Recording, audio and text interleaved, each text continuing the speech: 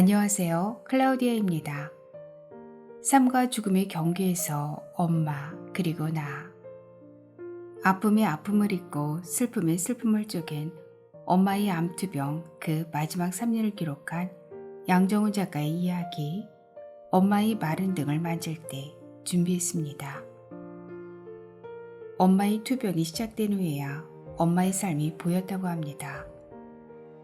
시골집을 탈출해 서울로 식모살이 가는 게 꿈이었던 소녀. 장롱 하나를 마련하지 못해 눈칫밥을 먹던 세대. 생을 관통하는 슬픔과 통증 속에서도 서로를 지켜낸 엄마와의 시간을 담았습니다.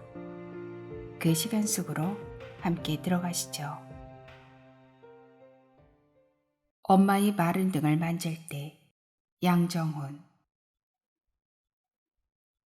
먼 길을 헤매는 동안 제자리에서 기다리던 사람이 있었다. 거실 바닥에 누워 윗집에서 베란다에 널어둔 샛노란 이불이 새파란 하늘에 날리는 걸 보고 있다. 사뿐사뿐. 그러다 온 힘을 다해 펄럭. 바람을 따라 이불이 춤을 추는 동안 고향집 베란다에는 초록색 플라스틱 채반 가득히 아버지가 따온 고사리가 널려 있다. 맑은 총천연색 아침. 아까 씻어내 놓은 고사리는 반나절도 안 돼 바싹 말랐다. 아버지는 아침부터 저녁밥을 기다린다. 점심으로 셋이 짜장면을 시켜 먹고 어머니와 아버지는 낮잠이 들었다. 노인 둘이 동시에 코 고는 소리는 달고 애틋해서 어느 쯤 현관문 열리고 닫을 때 저주름 쫓을까 신경 쓰인다. 알 수 없는 일이다.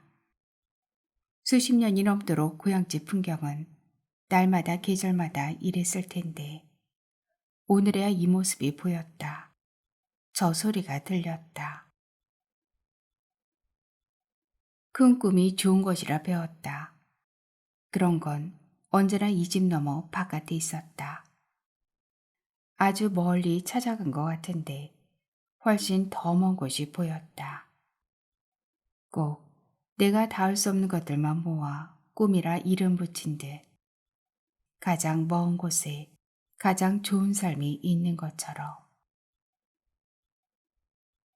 그런데 하루 종일 빈둥빈둥 늙은 부모와 나란히 누워 낮잠을 자고 있으면 잠이 깬 어머니가 이제 네 머리도 새기 시작했구나 하면서 내 흰머리를 만지는 동안 돌아 누운 아버지가 알게 모르게 웃으면 이제야 의구심이 들기 시작한다. 어쩌면 처음부터 여기 있었을까? 그 꿈, 부르고 쫓고 발구르던 숱한 내일들, 목마르고 애탔던 삶의 환희들, 저 먼 세상이 아니라 여기였을까? 아름다운 동행이라는 인터넷 커뮤니티가 있다. 암 환자들과 보호자들이 치료에 대한 정보, 삶과 죽음 이야기를 나눈다. 완치를 알리는 글도 임종을 전하는 소식도 하루에 여럿 올라온다. 곧 일상으로 돌아갈 게 분명해 보였던 누군가는 고작 몇 주 사이에 죽음을 맞기도 한다. 어머니의 부고를 남긴 어떤 이 글을 천천히 읽다가 어느 순간 아이들을 클릭해서 그가 지금껏 올린 기록을 전부 불러냈다. 두려움과 희망, 당혹감과 무력감, 분노와 슬픔, 기도와 단념. 암을 처음 발견했을 때부터 죽음에 이르기까지의 마음이 한 번에 쏟아진다. 사랑하는 이를 결국 떠나보낸 사람들이 일관되게 말하는 게 있다. 우리는 무지하고 사랑할 시간은 많지 않다는 것. 더 귀한 것과 덜 의미 있는 걸 언제나 헷갈렸다고. 한정없이 사랑하는 이의 등을 쓰다듬을 시간은, 눈을 들여다보고 같이 웃고 울 시간은 생각보다 얼마 남지 않았더라고. 어머니가 나무를 보고 아버지는 수저를 놓는 저녁. 오래 헤맸던 먼 세상의 끝에서 우리는 결국 어디에 도착하는가 생각했다. 한참 헤매다 발견한 거기에도 코 고는 노인이나 잘 마른 산채나 아주 오래 사랑한 사람의 밥상 같은 게 처음과 같은 자리에서 기다리고 있을 것만 같았다. 젖꽃 이름이 뭐게? 민들레지 뭐야. 바보, 쓴바퀴 꽃인데. 같은 노란색의 같은 키, 같은 모양인데? 아니다. 자세히 보니까 민들레는 꽃이 둥글고 쓴바귀 꽃은 삐죽삐죽하다. 저건 뭐게? 저건. 엄마는 자꾸 비슷한 꽃의 이름을 묻는다. 또 틀리면 바보 하면서 다시 일러준다. 그때만 알아듣지. 꽃 이름을 나는 홀랑 까먹고 좀처럼 구별하지 못했다. 나는 헤매고 엄마는 자꾸 찾아주었다. 온 봄을 그리 채웠다. 산부인과에 갔는데 뱃속에 복수라고 물 같은 게 조금 찼대. 큰 병원에 가봐야 한대. 대전에 있는 대학병원 몇 곳에 전화를 돌렸지만 예약이 꽉 차서 2주 뒤에나 진료가 잡혔다고. 나는 배에 물이 찬다는 게 어떤 의미인지 알지 못했다. 일주일쯤 지났을까? 이번에는 화장실 가는데 문제가 생겼다. 배가 아프고 소변 보는 것도 힘들고 조절도 되지 않았다. 엄마는 방광염인가 싶어 같은 산부인과를 다시 찾았다. 점잖던 의사는 큰 병원은 가보셨냐 묻더니 아직 못 갔다고 하자 얼른 가보시라 야단을 쳤다. 이상하네. 그래도 너무 걱정하지 마. 비로소 상황을 조금 심각하게 받아들이기 시작했다. 하지만 큰 병은 아닐 것이다. 실은 믿는 구석이 있었다. 불과 석 달 전 서울의 대학병원 산부인과에서 검진을 받았고 아무 이상이 없었다. 엄마는 8년 전 유방암에 걸렸다. 병기는 깊지 않았지만 암세포가 여러 곳에 퍼져 있어 수술이 커졌다. 유방암 환자의 경우 완치까지 10년을 보는데 내내 호르몬 약을 먹어야 한다. 그런데 유방암에 쓰는 약이 자궁에는 도리어 안 좋은 영향을 미칠 수 있다. 유방암 검진에 맞춰 자궁에 혹시 특이한 변화가 있는지 함께 살펴야 한다. 약을 먹기 시작하자 역시나 처음에는 자궁벽이 두꺼워지는 부작용이 나타났다. 5년이 지나고 약을 바꿨는데 다행히 자궁은 정상을 되찾았다. 마침내 문제가 완전히 사라진 것 같다는 의사의 이야기를 들은 게 석 달 전이다. 이제 안심하고 2년 뒤에 보면 되겠다고. 종합검진을 따로 받은 지도 얼마 되지 않았다. 그러니 복수는 심각한 문제가 아닐 것이다. 간이나 다른 질환 때문에 복수가 차는 경우도 있다고 한다. 예약된 진료까지는 일주일이 남았다. 응급실로 들어가야 할까? 며칠 뒤엔 서울에서 아버지 추적검사가 잡혀 있다. 불과 2년 전 아버지도 암수술을 받았고 계속 진료를 보는 중이다. 엄마는 그 정도로 아픈 건 없다며 펄쩍 뛰었다. 일단 아버지 검진을 마치고 너도 대전에 같이 내려와 예약해둔 산부인과에 가면 된다며. 일주일 사이에 무슨 일이 있을까? 나 역시 그리 생각했다. 저 몸에 무슨 일이 일어날 거라곤 꿈에도 상상하지 못했다. 자궁 내마감. 우선은 그래 보인다고 했다. 유방암이 이어 두 번째 암이다. 12시간이 넘는 수술을 마치고 8년이나 약을 먹는 중이었다. 게다가 아버지 역시 위암에 이어 폐암 진단을 받고 수술을 마친 뒤 추적 검사를 하는 때였다. 내 마감은 아마도 사기쯤 되었을 거라는 말도 들었다. 창밖으로 햇살이 너무 화해서 이상할 정도로 병실 먼지들이 선명하게 떠다니던 7월이 마지막 날이었다. 사기라는 말을 들었을 때 누군가 가위로 싹둑 잘라낸 것처럼 그 다음 말은 사라지고 진료실을 나와 긴 복도를 한참 노려보던 기억 하나만 흐릿하게 남았다. 엊그제는 얼마 전까지 엄마를 진찰했던 자궁에 아무 문제가 없다고 말했던 서울병원 의사에게 찾아가 따져 물었다. 혹시 오진이라면 나는 그에게 무슨 짓을 할지 몰랐다. 의사는 절대 실수는 없었다고 말했다. 석 달 전 초음파 사진을 다시 봐도 이상한 데가 없다며 드물지만 이렇게 몇 달 사이 암이 생겨 2, 3기로 진행되는 경우가 있다고 답했다. 기가 막혔다. 참을 수 없는 화가 치밀어 올랐다. 다른 아는 의사에게 전화를 걸었다. 대학병원에서 그걸 놓쳤을 리는 없을 거라며 진짜로 짧은 시간에 암이 급속히 자라서 퍼지는 사례가 있다는 같은 말이 돌아왔다. 아무래도 팔이 안으로 굽는가? 아니면 정말 엄마 몸에서 그런 말도 안 되는 일이 생긴 건가? 혼란뿐이었다. 일단 수술을 잘해줄 곳을 찾는 일이 급했다. 그 뒤에 뭐를 따져 묻든 소송을 하든 생각을 좀 해볼 수 있을 것 같았다. 응급실을 통해 들어간 대전의 대학병원은 아무래도 수술하기 싫은 눈치였다. 서울에서 다니던 병원으로 가는 게 낫지 않겠냐고 자꾸 권했다. 원래 병원으로 돌아가는 건 도무지 내키지 않는 일이었다. 여전히 그 병원 주치의가 제대로 진찰했더라면 이럴 리가 있냐는 의심을 지울 수 없다.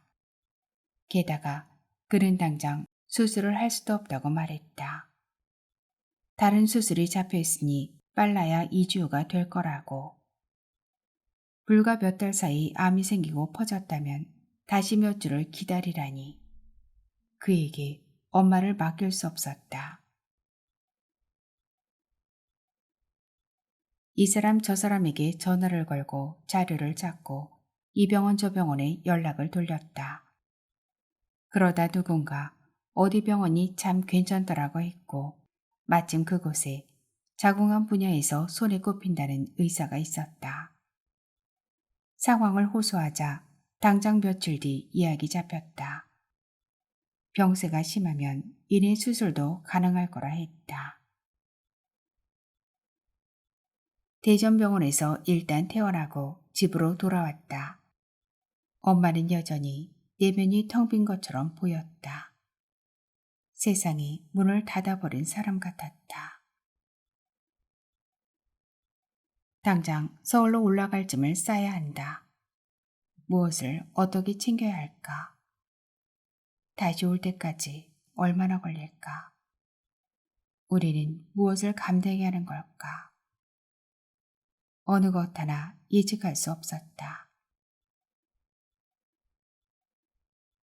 내 손이 엄청 못생겼어. 아휴, 할머니 손 이 정도면 예쁜 거야. 나 할머니 아니거든. 여자거든. 당연한데 자주 잊는다.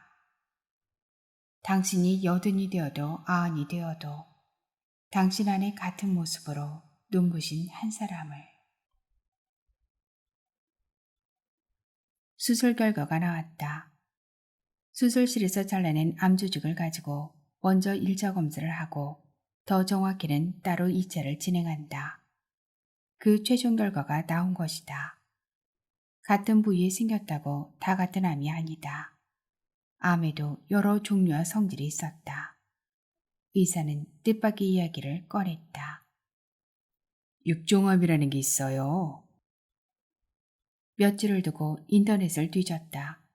약이 많지 않다는 말, 이 암을 잘하는 의사도 적다는 말, 일기사기를 막론하고 5년 생존율이 20%도 못 미친다는 말, 엄마가 투병을 시작하며 나는 속으로 다짐했던 게 하나 있었다. 사실을 정확하게 말하자.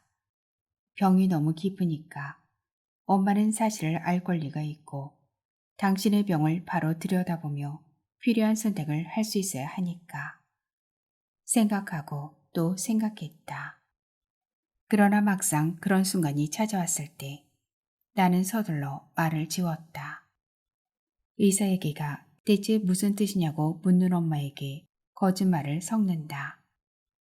암에도 종류가 있는데 그게 다른 사람보다 좀 드문 암이래. 그래도 약이랑 치료 과정이 다 있으니까 크게 걱정할 건 아니고 조금 고생될 수 있나 봐. 다짐보다 중요한 건 무엇이었을까? 암 요양병원을 알아보는 중이다. 수술을 마치고 입원해 있는 동안 같은 병실을 썼던 환자들 대부분은 항암을 제외한 기간에 암 요양병원이라는 곳에서 지낸다고 한다. 항암 부작용이 너무 심해서 따로 관리가 필요하고 음식도 가려야 하며 각종 보조치료도 받기 위해서라고. 인터넷에는 항암 이후 장에 천공이 생겨 얼마 만에 돌아가셨다. 폐혈증이 와서 중환자실에서 고비를 맞았다는 등 지나칠 수 없는 경험담이 넘쳐났다. 어떤 항암 부작용이 어떻게 엄마에게 나타날지 아무도 예측할 수 없었다. 요양병원에는 적어도 의사와 간호사가 있다. 그러면 혹시 모를 위급한 상황은 모면할 수 있지 않을까? 문제는 돈이었다. 어떤 암 요양병원은 한 달에 500만 원 정도를 내야 들어갈 수 있고 저렴한 병원도 최소 100 이상은 들었다. 보험사에서 나오는 비용을 따져보며 근처에 많이 간다는 몇 군데 중 가격이 너무 비싼 곳을 빼고 목록을 추렸다. 서울과 경기에는 정말 많은 암 요양병원이 있다. 최대한 자연 가까이면 좋겠지만 접근성이 떨어지는 게 문제다. 엄마와 자주 만나는 게 어려운 일이 될 거다. 본병원에 오가는데 시간도 오래 걸린다. 그렇다고 도시 한복판에 세워진 빌딩 속 요양병원은 산책할 곳도 마땅치 않은 작은 감옥 같았다. 매일 한 군데씩 목록의 병원을 찾아가 둘러봤다. 마음에 드는 곳은 어디도 없었다. 같은 병실에서 친해진 다른 환자가 추천한 곳은 턱없이 비쌌고 교회로 조금 빠지는 곳은 음식과 시설이 너무 낡았다. 새로 생겼다는 병원은 이른바 돈 드는 치료를 강권했다.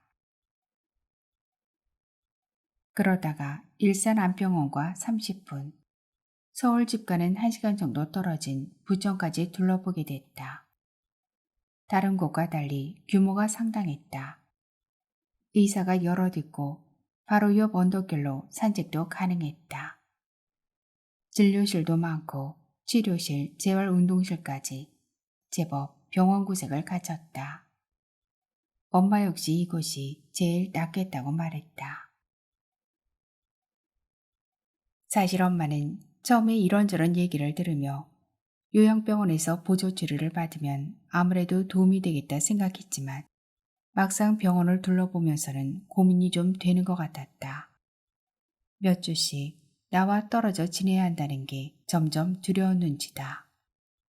아프기 전에는 TV에서 주변 사람 이야기에서 요양병원이 언급될 때 이런 말을 꺼낸 적도 있었다. 거기 들어가서 더 아픈 사람도 많대. 하지만 희소합니다. 더 독한 항암제를 쓰게 될 거라 했다. 더 심각한 부작용이 생길 수 있다는 뜻이다. 나는 엄마가 요양병원에 머무는 게 최선이라고 설득했다. 어쨌든 병원을 찾았으니 다행이야. 차를 운전하며 집으로 돌아오는 길에 흘깃흘깃 엄마의 옆모습을 훔쳐본다. 대전, 암센터, 우리 집, 거기에 요양병원까지. 엄마의 거처가 이렇게 한 곳 더 늘었다. 모르는 이와 방을 나눴으며 낯선 곳에 적응하기란 고단할 것이다. 긴 투병 중에 하나둘 살림이 늘어난 환자들을 닮아갈 것이다.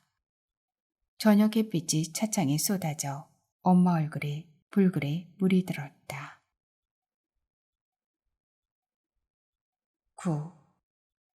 가만히 옆에 앉아 마른 등을 만질 때, 울뚝불뚝 튀어나온 등뼈를 쓰다듬을 때, 뼈와 뼈 사이 골짜기만큼 슬픔이 깊을 때, 당신 엄마가 되어주고 싶다고 생각한 때가 있다. 아가, 그래도 힘껏 버텼구나. 당신보다 먼저, 당신보다 늦게까지 울다가 퉁퉁 부은 눈을 감추고 하얀 두부가 듬성듬성 들어간 북어국을 끓이고, 아가, 아파도 밥은 먹고 아프자. 식은 국을 다시 데우다 폭삭 안아버리고 싶었다. 윤현의 기억은 언제나 정거장 어디쯤 멈춰선다.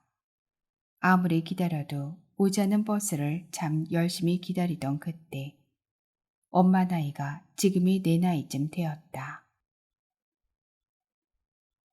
국민학교가 끝나고 집에 돌아오면 단칸방에 책가방을 던져두고 저녁까지 동네를 헤집으며 놀았다. 비석가기와 구슬치기, 고무줄놀이, 양말바닥이 까맣게 될 쯤에 상모야 밥 먹어. 숙이라, 지연아, 이제 들어와야지. 하나둘 친구들의 이름이 불렸다. 모두 집으로 돌아가면 혼자 큰길 버스 정거장에 나가 엄마를 기다렸다. 828번, 829번. 버스 2대가 오가던 정거장 앞에는 구멍가게가 있었고, 구멍가게 앞에는 작은 병상이 놓여 있었다. 아이스크림 하나 사 먹지 않으면서 병상에 전세를 내고 누웠다가 앉았다가 엄마가 올 때까지 그 앞을 떠나지 않았다. 만화영화 드라마에서 주어들은 노래를 부르고 또 불렀다. 상상 속의 무대를 만들고 주인공이 되어 누구를 구하거나 물리치기도 했다. 아니면 애꿎은 동네개에게 심통을 부릴 때도 있었다. 버스가 서고 사람들이 떼지어 내리면 저기 어디 엄마가 있을까? 평상 끝에 작은 키로 까치발을 들었다. 뭐야, 씨. 이번에도 애먼 사람들만 잔뜩 붐볐다. 1시간, 2시간을 넘길 때도 있었다. 아무리 기다려도 퇴근하지 않는 엄마가 미웠던 적이 있었나? 모르겠다. 대신에 엄마를 데려오지 않는 버스는 자주 원망했다. 그냥 지나는 버스의 뒷장을 향해 돌멩이를 던졌다. 엄마에게도 엄마의 정거장이 있었다. 그날은 있잖아. 다 때려주고 싶었어. 보험 설계사로 30년을 일했다. 결혼 후 10년이 되도록 아이가 생기지 않아 속이 곪을 대로 곪은 후에야 나를 가졌다. 그리 어렵게 낳은 자식을 친정엄마에게, 언니에게, 동생에게 맡기고 돈을 벌러 나가야 할 만큼 살림은 신선했다. 어느 날 퇴직하는 보험 설계사 선배가 계약자를 한 명 소개했다. 청주에서 작은 여관을 운영한다는 여자였다. 당시에는 인터넷 가입도 없었고 자동이체도 없었다. 누가 보험을 들겠다면 만사 제쳐놓고 아무리 멀어도 쫓아가 잡별 서명을 받아야 했다. 청주까지는 왕복 4시간. 통화하며 몇 번이나 약속을 확인했다. 버스를 수차례 갈아타고 물어물어 도착한 여관. 약속 시간이 지나고 있는데 문은 굳게 닫혀 인기척이 없었다. 공중전화에서 아무리 번호를 눌러도 상대는 전화를 받지 않았다. 무슨 급한 일로 자리를 비웠을까? 그러는 사이 30분이 지났다. 날씨가 험구져 비가 퍼붓기 시작했다. 이대로 그냥 돌아가는 건 차마 억울해서 못할 일이다. 괘씸하기도 했다. 1시간을 여관 앞에 쪼그리고 앉아 기다렸다. 좁은 처마 밑에서 아무리 피해도 빗물이 무릎 넘어 젖어올랐다. 2시간이 훌쩍 지났을 때 저기 여자 하나가 보이는데 곧장 여관문을 향해 걸어왔다. 어머나! 그는 엄마를 보고는 화들짝 놀랐다. 아이고 내 정신 좀 봐. 어쩐데 홀랑 까먹었네. 한 손에는 우산이 다른 손에는 목욕바구니가 들려 있었다. 화를 낼 수도 없었다. 이 사람에게 보험을 팔아야 하니까. 이 사람의 서명을 받아가야 하니까. 여관에 따라 들어가 다정한 목소리로 상품을 설명하고 준비해간 가입 선물을 건넸다. 예쁘게 인사하고 나와 장대비를 헤쳐 정거장 앞에 섰다. 몇 대의 버스가 지났지만 모두 다른 곳으로 가는 번호였다. 큰 길모퉁이를 돌아 나오는 버스의 번호판이 비에 가려 흐릿했다. 그날 엄마의 버스도 쉽게 오지 않았다. 그 뒤로도 어떤 날, 또 다른 어떤 날 엄마의 버스도 제때 도착하지 않았다. 맨날 레몬버스만 오갔어. 내가 말했다. 맨날 그랬지. 엄마가 말했다. 나는 문득 언제부터 그 정거장에 나가지 않게 된 것인지 엄마의 버스를 기다리지 않았던 것인지 궁금했다. 슬프지는 않고 다만 조금 더 오래 엄마를 기다리면 어땠을까. 해가 길어지는 봄 저녁, 늦은 버스의 이쪽과 저쪽에서 이지러지던 마음. 나는 그마저 애틋하고 그리운데 엄마도 그럴까. 아니면 그 시절 그곳엔 지긋지긋해 뒤돌아보기도 싫을까. 혼자 생각했다. 외할아버지의 생전 모습을 떠올리면 무력한 노인이 그려진다. 젓가락처럼 깡마른 채 치매에 걸려 방 안에 누워있는 모습. 외할머니가 일찍 돌아가시고 시간이 지나며 하염없이 무너져 내렸다. 하체에 힘이 빠지고 기력이 쇠했다. 거동이 힘들어졌다. 결국 다리가 휜 채로 굳어버렸고 혼자서는 방 밖으로 나서지 못했다. 당신 삶의 마지막 10년은 방 안 3개가 전부였다. 외할아버지는 외삼촌이 모셨다. 어릴 때 놀러가면 잠시 앉아 인사드리는 짧은 시간이 그렇게 불편할 수 없었다. 9이나 되는 아들딸이 낳은 수많은 손주 중에 내가 누구인지 가끔 맞추고 대부분 틀렸다. 시큼한 노이 냄새에 그만 숨을 꼭 참았다. 엄마는 외할아버지를 보고 올 때마다 눈물바람이 되었다. 이불의 벽에 변이 다 묻어 있어서 닦아드리고 왔어. 목욕도 시켰는데 엉덩이는 뼈밖에 없었어. 아버지가 도대체 저 지경이 되도록 어쩐 거야. 언니에게 동생에게 전화해 엄마 자신이나 엄한 사람을 탓했다. 노인은 왜 노인이 되는가? 엄마만 울리고 자꾸 누구의 잘못이 되어버리는 할아버지가 나는 탐탁지 않았다. 너무 어렴풋한 기억이지만 언젠가 한 번은 외할아버지가 우리 집에서 며칠을 보냈다. 다른 건 생각나는 게 없는데 단 하나 겹겹이 쌓인 손등주름을 엄마가 1시간이고 2시간이고 만지던 장면만 섬처럼 떠있다. 차고 마른 손이 거친 주름이 안쓰러워 그랬을까? 미안했을까? 슬펐을까?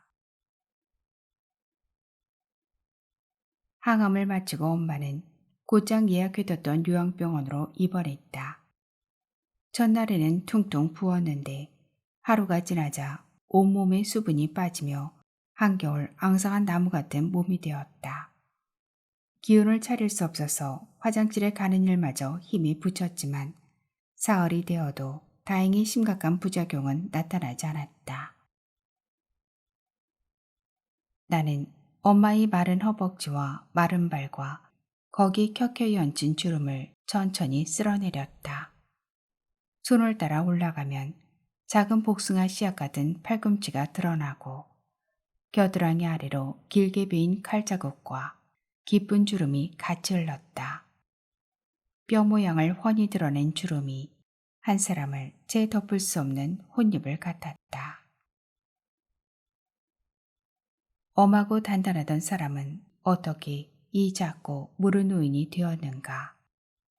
엄마도 그때 외할아버지의 낡은 몸을 한참 만지다 이런 생각이 들었을까. 이제야 그날의 엄마를 알 것도 같고 여전히 모를 것도 같고 날카로운 칼 같기도 하고 해진 책이 모서리 같기도 하였다. 엄마의 주름은 따뜻하고 부드러웠다. 외할아버지의 손목도 실은 그랬던 건지 모르겠다. 외할아버지는 장에 가서 소를 샀다가 되파는 일을 더해 생계를 이었다. 이른바 소중개상이었는데 5일에 한 번씩 버는 돈에 그래도 식구들이 입에 풀칠이라도 할 수 있었다. 동네에서 외할아버지를 이길 수 있는 사람은 아무도 없었다. 깡마른 체구에도 다부졌고 말주변이 워낙 좋은 데다 사람을 사로잡는 매력이 있었다.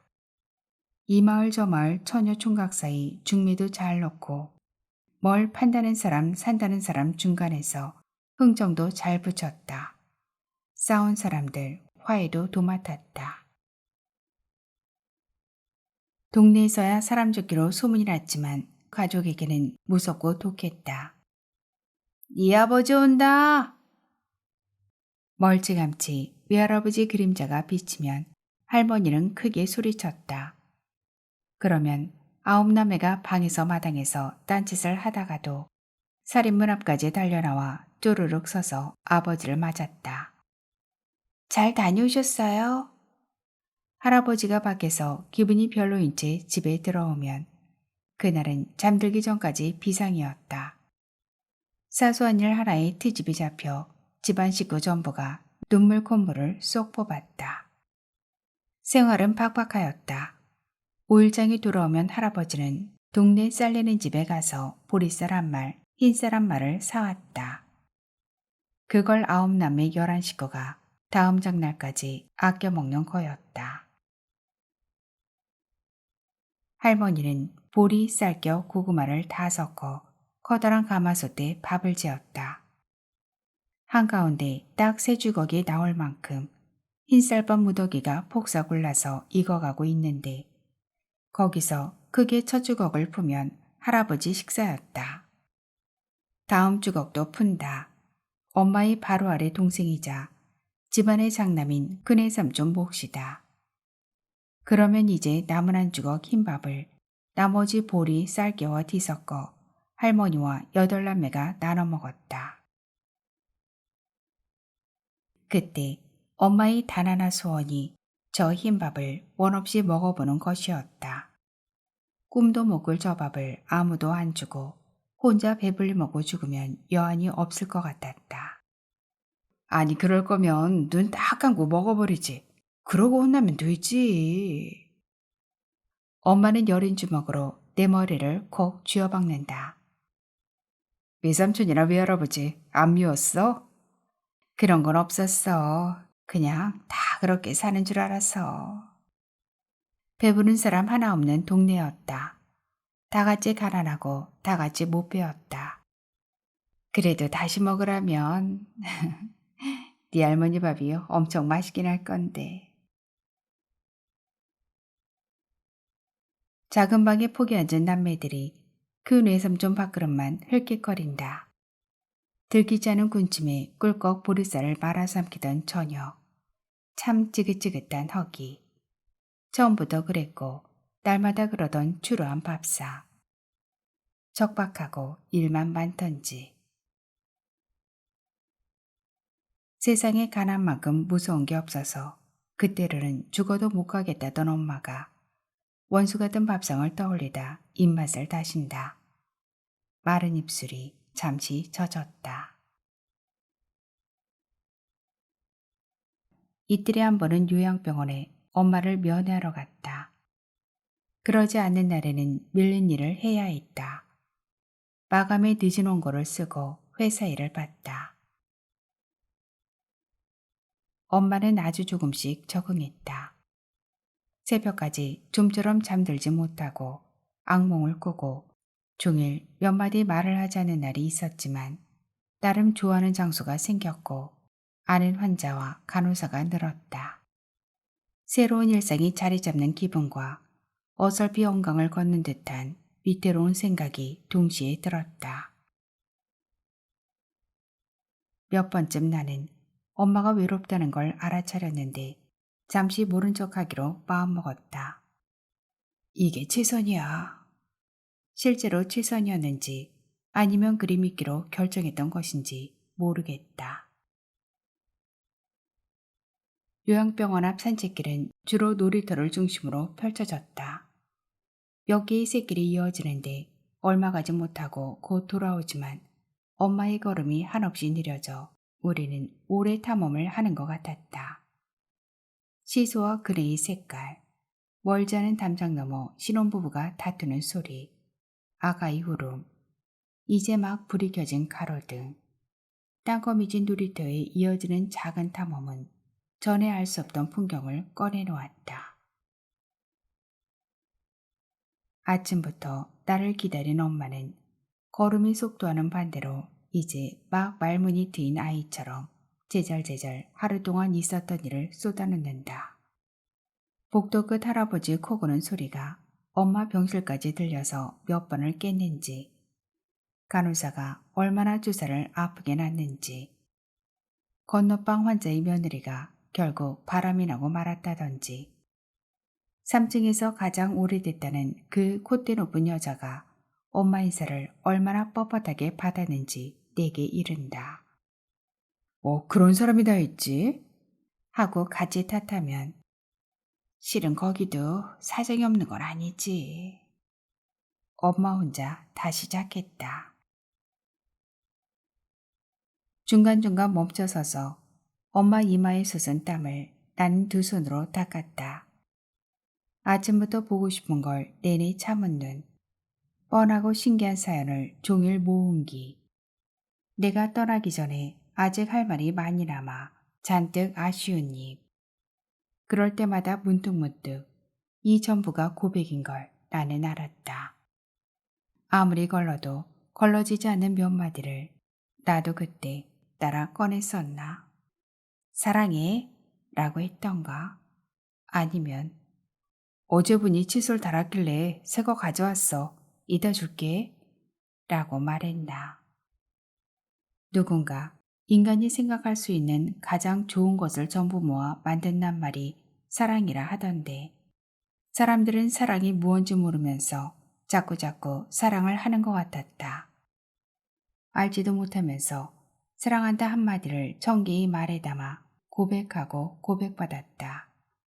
실은 알 필요도 없었다. 하루를 전부 이루고 싶은 것이 이미 당신에게는 다 사랑일 테니. 저녁이 더 깊어 환자들은 하나둘 병실로 돌아가고 작은 입은 아직도 지친 기색 없이 뭐라고 하루를 편지처럼 붙인다. 놀이터를 둘러 가늘게 뻗은 나무들의 이파리만 사랑을 엿두고 있었다.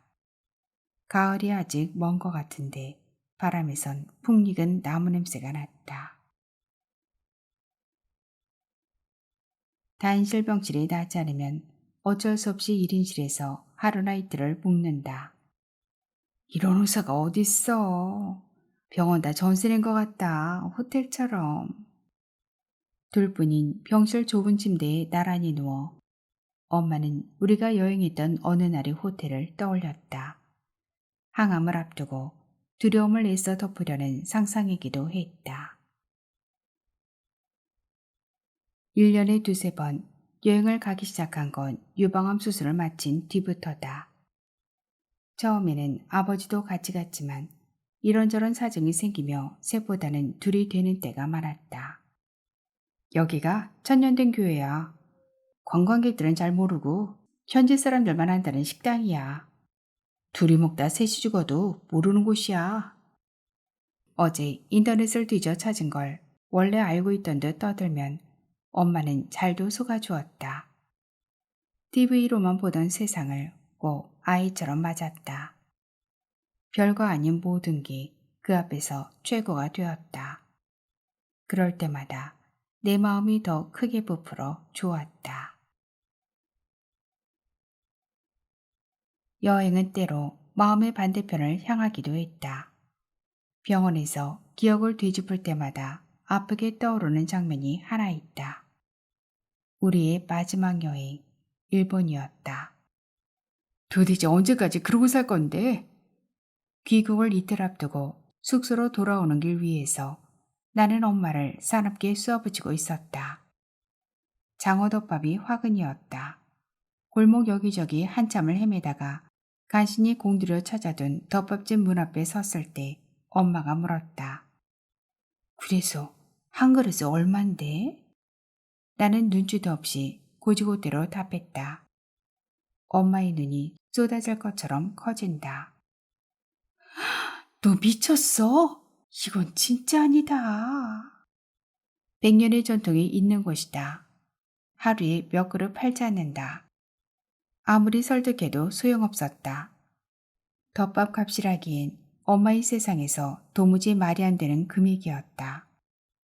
결국 호텔 근처로 돌아와 저렴한 비빔밥을 먹었다. 밥을 먹는 내내 나는 송곳 같았다.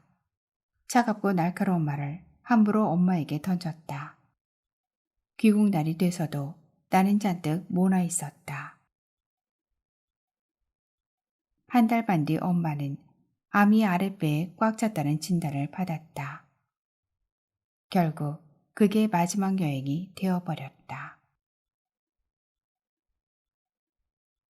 내가 이런 걸 누려도 되나 몰라? 엄마는 여행의 날들을 인생에서 가장 사치스러운 시절로 꼽았다.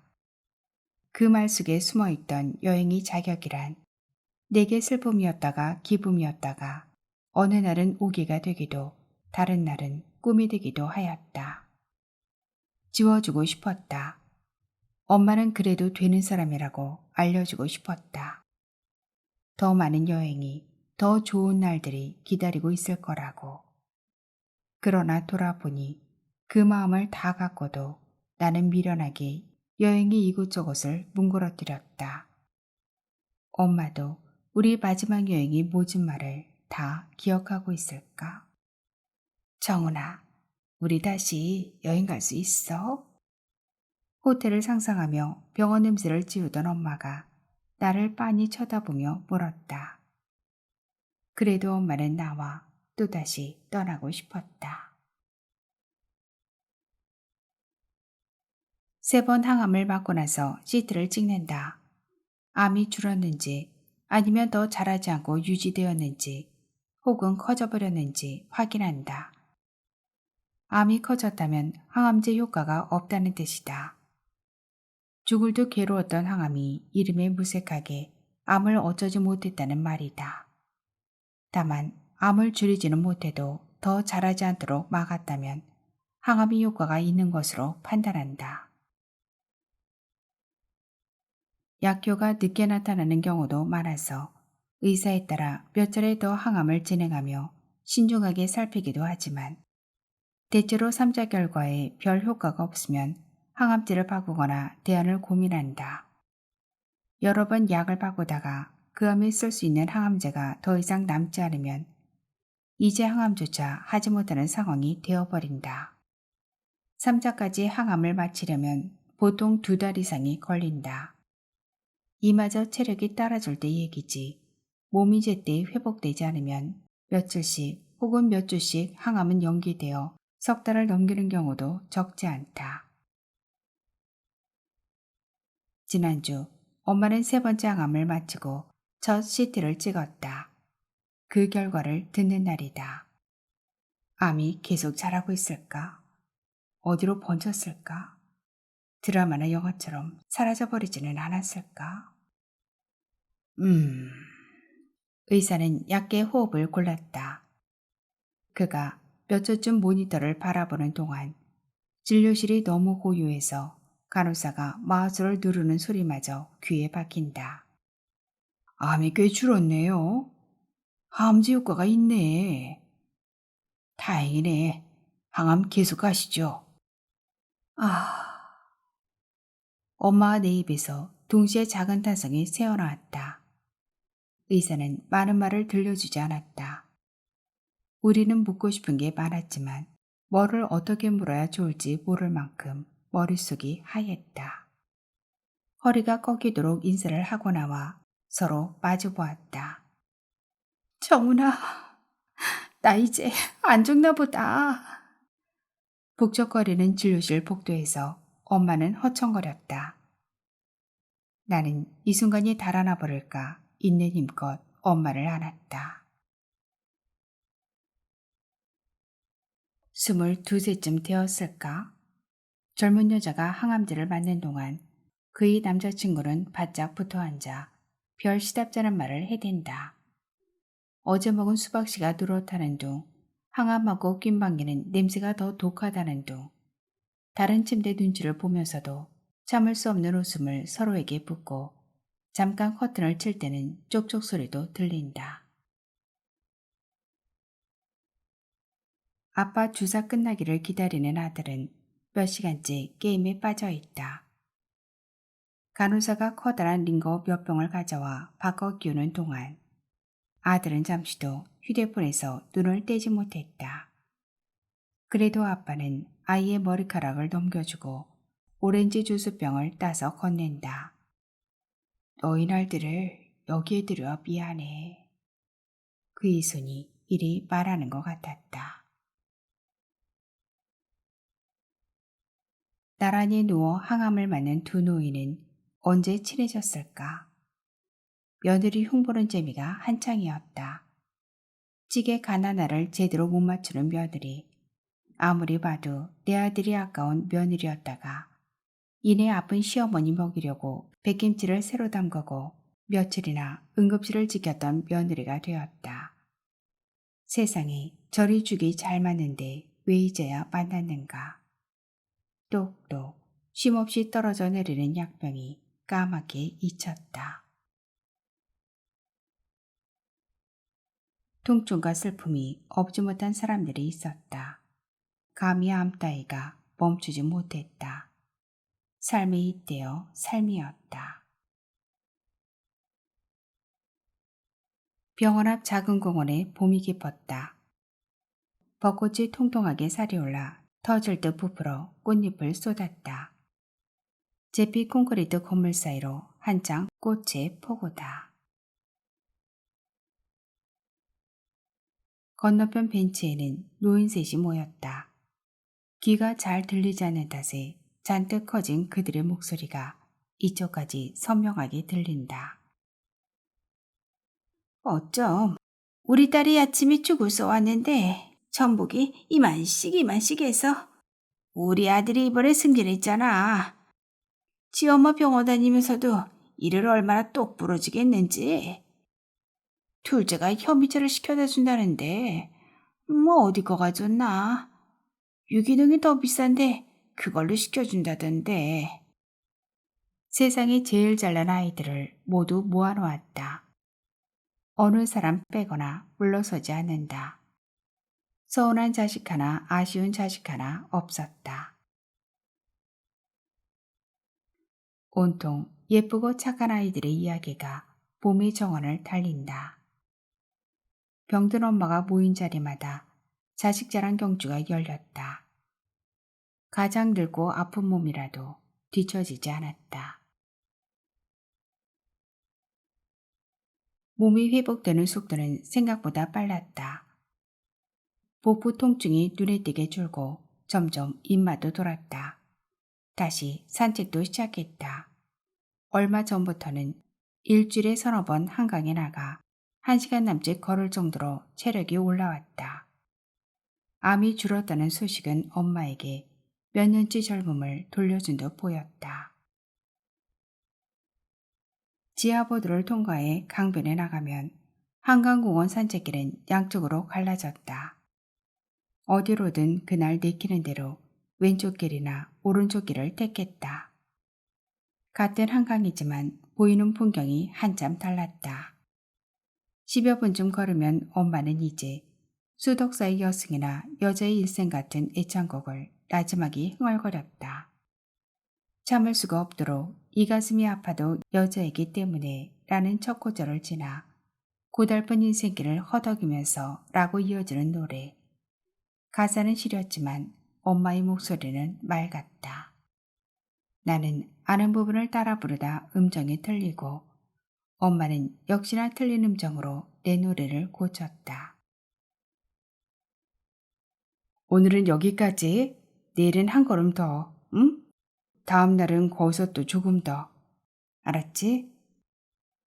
남들 보기에 아무것도 아닌 듯해도 우리는 뭔가 대단한 도전을 하는 사람들 같았다.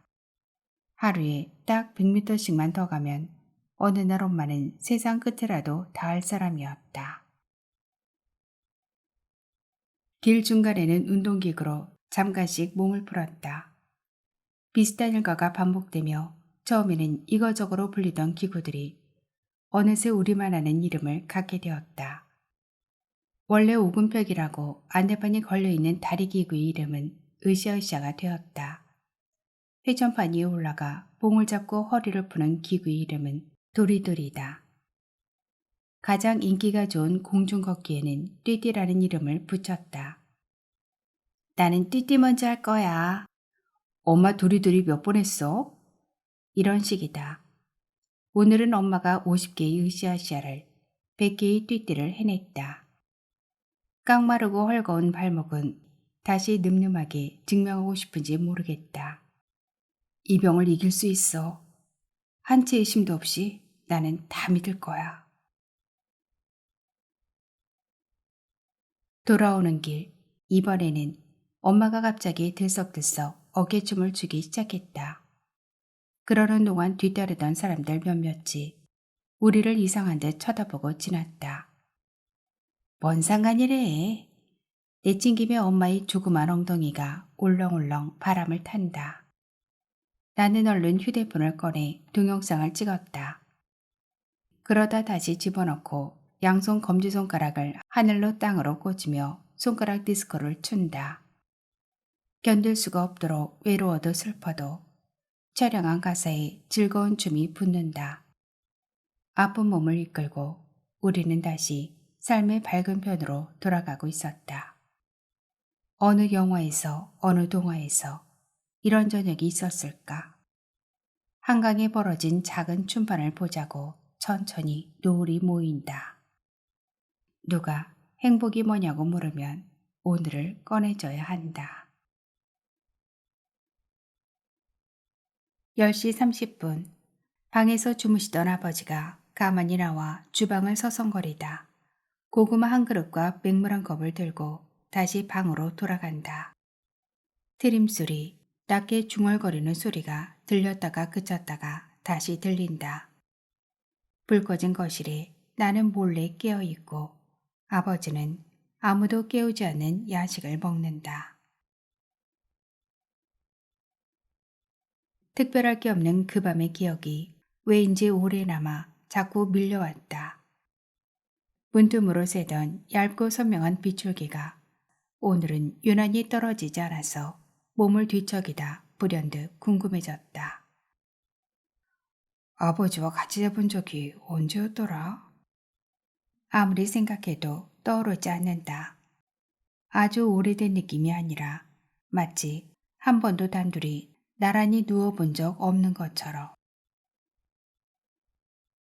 서늘한 기분이 들었다. 그러나 오늘 밤 아니면 내일 밤 그 문을 열고 들어가 아버지 옆에 눕고는 답을 듣지 않아도 괜찮은 이야기를 꺼내는 일은 없을 거라고 나는 생각했다. 사춘기를 보내면서 아버지와 나의 세상은 갈라졌다. 무슨 대단한 사건이 있던 것도 아닌데 의도도 없이 그냥 그리 되었다. 많은 것을 함께하지 못했고 많은 이야기를 나누지도 못했다. 어쩌다 대화가 깊어지면 깰 수 없는 자물쇠를 걸어둔 육중한 철문 앞에 선 듯 느꼈다. 길은 매번 금은 반대편으로 향해 있었다. 등을 돌리고 생각했다. 이 사랑에 의심은 없을 것이다. 다만 어떤 사랑은 마주보게 할 수도 같은 곳을 보게 할 수도 없을 뿐이다. 너무 멀지 않게, 너무 가깝지 않게 그는 그의 세상에, 나는 나의 세상에 있었다. 그렇게 아버지의 세상은 잠겨 있었다고 나는 모호한 핑계 하나를 만들어뒀다.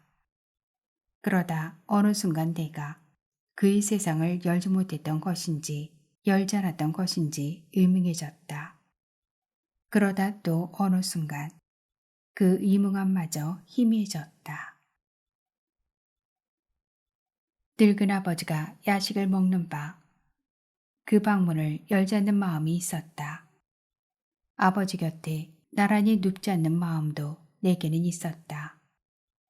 언젠가 이 마음을 용서하지 못하리라 생각하면서도 잠도 없이 나는 눈을 꼭 감았다. 그러면 방에서 삐져나온 빛을 잘도 지우고 참 깊고 뻔뻔한 어둠이었다. 같고 다른 시간, 후배가 말했다. 다른 말도 몇 마디 했는데 귀에 들어오지 않았다. 형이 정말 행복했으면 좋겠어. 그 말이 못으로 바뀌었다. 그는 내가 불쌍하다 생각했을까? 내 얼굴이 그랬나? 아니면 내가 무슨 말을 뱉었던가? 바뀐 못에 하루 종일 마음이 걸렸다. 며칠이 지났을까? 일을 같이 맡은 동료 하나가 회의 자리에서 다가오더니 이런 얘기를 들려줬다. 저 엊그제 길에서 봤어요. 몰랐죠? 엄청 보기 좋은 모습이었는데. 저요? 어디서요? 다시 묻자 내가 엄마 손을 꼭 잡고 횡단보도를 건너고 있었다고 한다. 느리게 한 걸음씩. 그 모습이 아름다웠다고, 행복해 보였다고. 이번에는 그의 말이 저녁 내 귓가에 맴돈다. 서로 다른 말을 포기해보니 어느 순간 반대말이면서 같은 말이 되었다. 틀리면서 맞는 말이 되었다. 어떤 시간은 하나의 낱말로 표현할 수 없는 여러 마음의 중첩이다. 깊은 잠에서 수많은 장면이 얽히고 설켜 쉽게 해석할 수도 이해할 수도 없는 꿈이다. 날마다 사랑하는 이의 고통을 지켜보고 이별을 두려워하고 떨치려 해도 자꾸 죽음을 떠올리는 날들은 일상을 다 집어삼켜 버렸다. 꿋꿋하게 살아있는 그를 오늘도 발견하고 한 번도 궁금한 적 없던 그의 세상이 매일 이야기로 쏟아지는 날들은 사랑의 맨살 같았다. 두 시절은 따로 살지 않았다. 어떤 시간은 불행이며 동시에 행복이었다. 온통 황폐하고 매 순간 눈부신 날들이었다. 어디서부터 시작됐는지 알 수 없지만 상복을 입었다는 것부터 기억난다. 누군가 내게 늦었다고 말했다. 빨리 가야지. 오래 기다리게 해서는 안 된다는 생각뿐이었다. 나는 엄마가 떠났다는 걸 알고 있었다. 장례식장에 들어서며 사촌형을 보는 순간 다리에 힘이 풀려 주저앉고 말았다. 이모들이 나를 두고 장례식장 입구부터 양갈래로 나뉘었다. 이를 악물어도 설 수 없어 바닥을 기어 빈소로 들어간다. 재단 뒤로 햇살이 부서지고 있었는데 영정사진은 보이지 않았다. 얇은 나뭇가지 몇 개가 꽂힌 하얀 달랑아리가 엄마를 대신하고 있었다. 이제 영영 볼 수 없다는 걸 나는 다 알았다. 다시는 목소리를 들을 수 없다는 것도 알았다.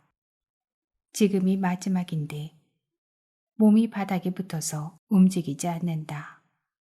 손을 뻗어 허우적대다가 꿈에서 깨어났다. 고작 한 뼘 앞에 엄마의 등이 보였다. 손을 뻗어 그 등을 만졌다. 엄마가 깨서 나를 본다. 응? 왜? 목소리를 듣는 순간 참을 수 없는 안도감과 서러움이 밀려왔다. 터져나오는 울음을 삼키지 못하고 크게 뱉었다. 엄마가 깜짝 놀라 나를 안는다.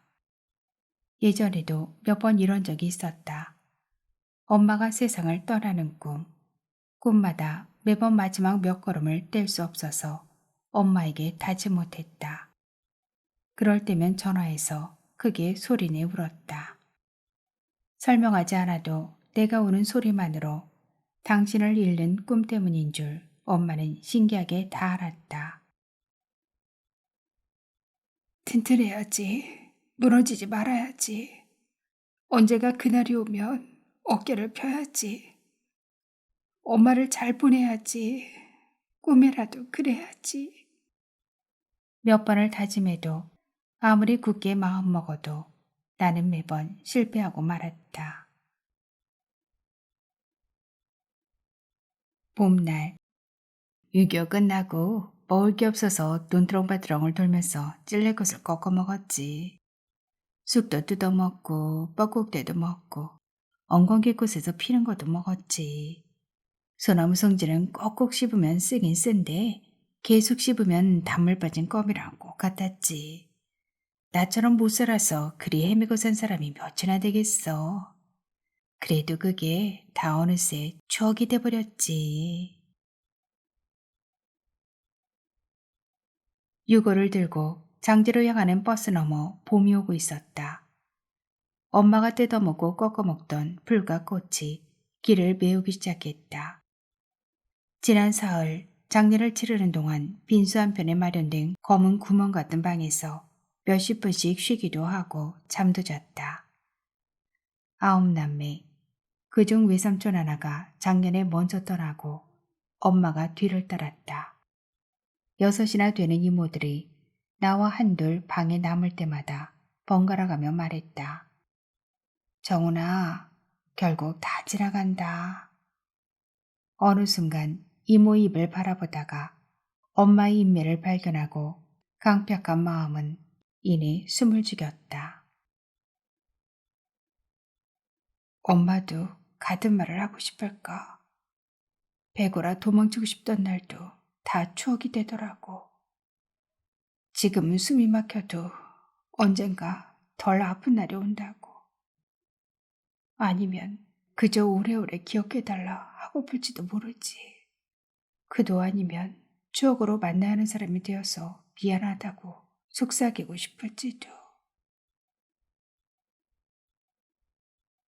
뒤늦게 엄마 휴대폰을 살펴보다가 검은 화면 모서리에 살짝 머리카락이 걸린 영상 하나를 발견했다.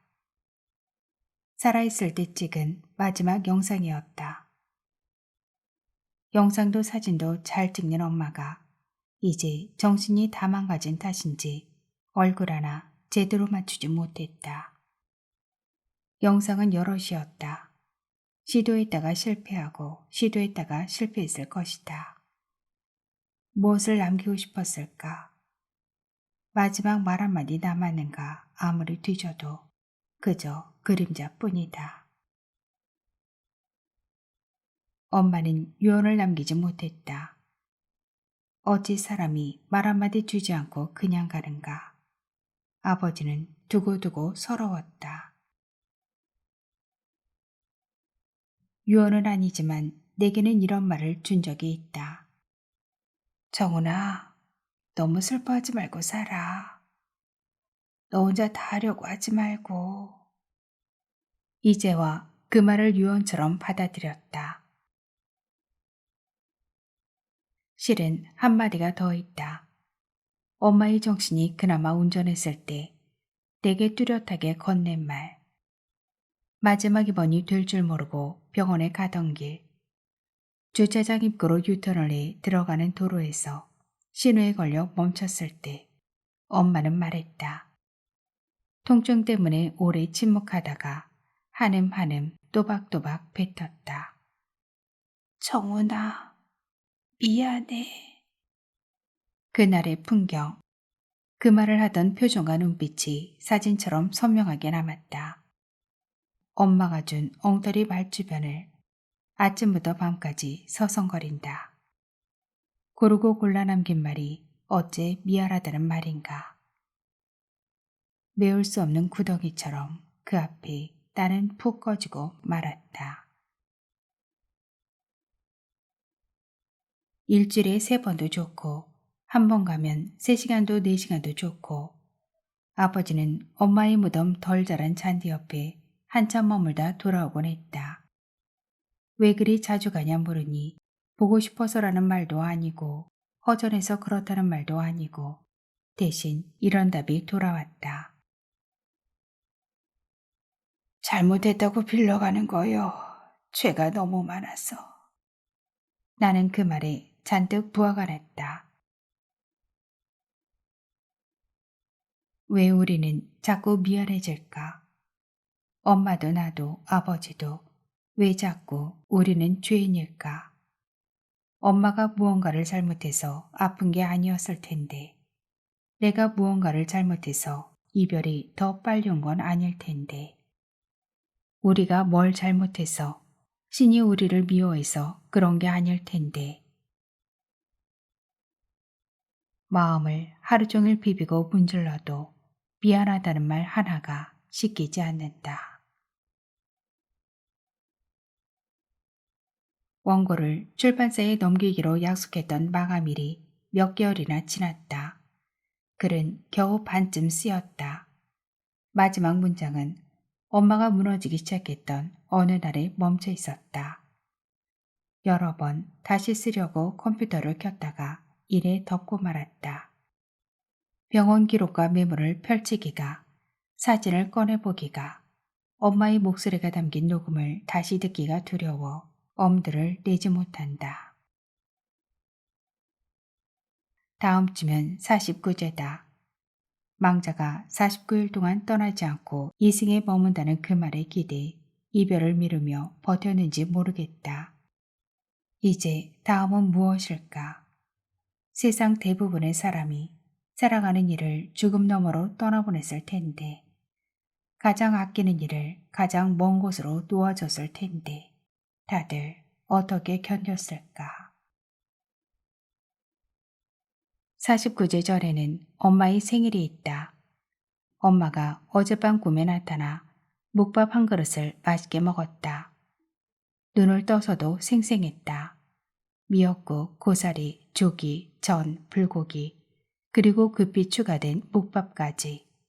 무덤 앞에 생일상을 차렸다. 처음 진단을 받은 때부터 오늘까지 매 순간 모르지 않으려고 했어도 알 수 없는 것 투성이었다.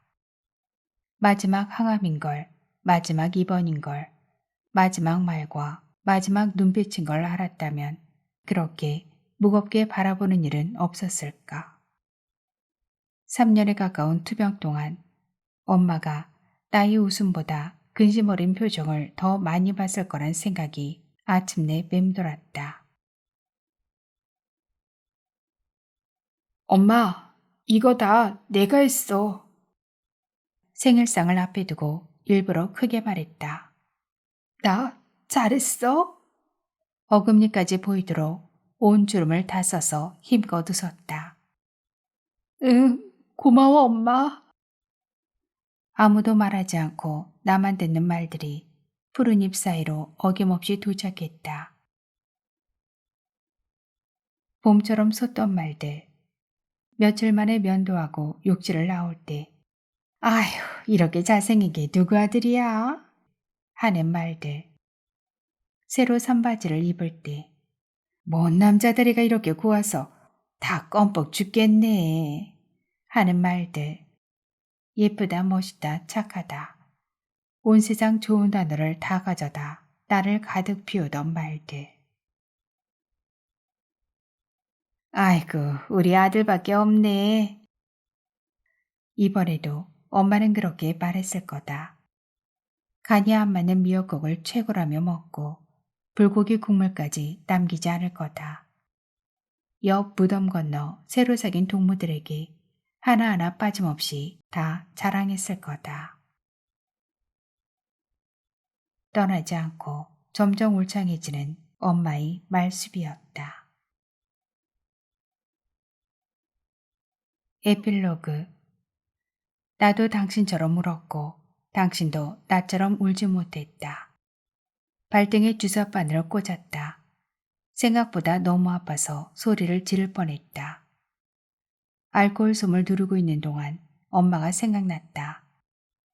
10번, 20번 발등에 바늘을 꽂고도 이런 것쯤은 아무것도 아니라고 엄마는 말했다. 그 말이 자꾸 부어오른다. 아버지는 우울증 약을 먹기 시작했다. 대학병원 응급실에 실려가는 일이 반복되었다. 내 몸에도 이런저런 이상이 생겼다. 혼자 입원 수속을 하고 수술대 위에 누웠을 때, 수술을 마치고 간호사에게 진통제를 더 놔달라며 때를 쓰다 한숨을 돌릴 때 병상의 엄마를 떠올리고 또 떠올렸다. 3년이 다 되도록 원고를 쓰고 지우고 쓰고 지우는 동안 궁금했다. 시시때때로 날카롭게 찾아드는 송곳 같은 그리움도 책을 마무리 지을 때쯤 익숙해질까? 아직 멀었나 보다. 모든 시간에 엄마의 목소리는, 손짓과 냄새는 나를 찔렀다. 글을 쓰는 동안 가장 많이 한 것은 걷는 일이었다. 몇 줄 쓰고 나가서 걷다 돌아와 다시 쓰는 일이 잦았다. 그게 아니면 2시간, 3시간 같은 길을 반복해서 돌았다. 걷는 동안에는 엄마와의 시간을 복귀하기보다 그저 그리워할 수 있어 좋았다. 문장이 되지 않아도 괜찮은 감정은 보다 원초적이었다. 특히 밤에 걷기는 남의 눈치를 보지 않고 실컷 울 수 있었다. 밖을 걸으며 눈물을 훔치는 일은 혼자 울면서도 혼자 울지 않는 기분이었다. 책을 쓰겠다고 마음먹었을 때 실은 분명한 목표가 있었다. 병을 이긴 엄마 앞에 당신의 이야기를 상으로 내어주고 싶었다. 2번이나 암을 이겨낸 사연을. 들에서 꺾은 불로 죽을 써먹던 가난한 집 셋째 딸이 뚜벅뚜벅 건너온 삶의 조각들을 엮어 훈장처럼 돌려주고 싶었다. 그러나 끝내 엄마의 부재를 적는다. 모두들 가장 사랑하는 사람을 가장 늦게 발견한다. 가장 늦은 이름으로 삶의 가장 깊은 곳을 배운다. 그게 슬프고 고맙고 미안하다.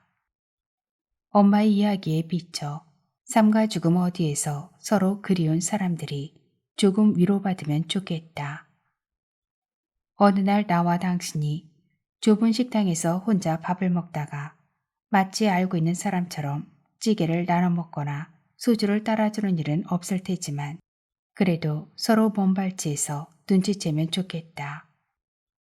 나처럼 어디에서 당신도 울었고 당신처럼 어디에서 나도 울지 못했다고.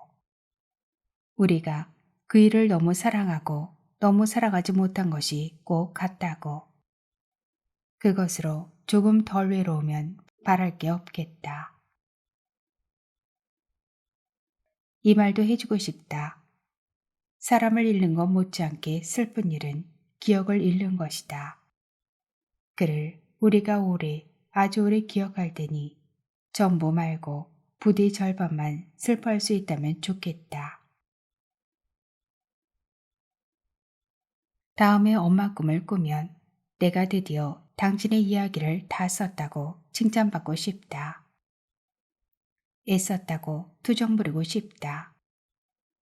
부끄러운 이야기는 잘 감춰 썼다고. 당신이 너무 슬플 이야기도 잘 추렸다고. 오래 썼다고. 그러니 당신도 오래 읽어달라고. 언젠가 다시 만나게 되는 날 내게 뭐라 말해줄지 궁금하다. 이별은 끝이 아니었단 말이라면 어떨까 생각했다. 웃으며 나도 다 알았다고 답해주고 싶다. 낭독은 여기까지입니다. 긴 시간 함께 해주셔서 감사합니다. 오늘도 행복하세요.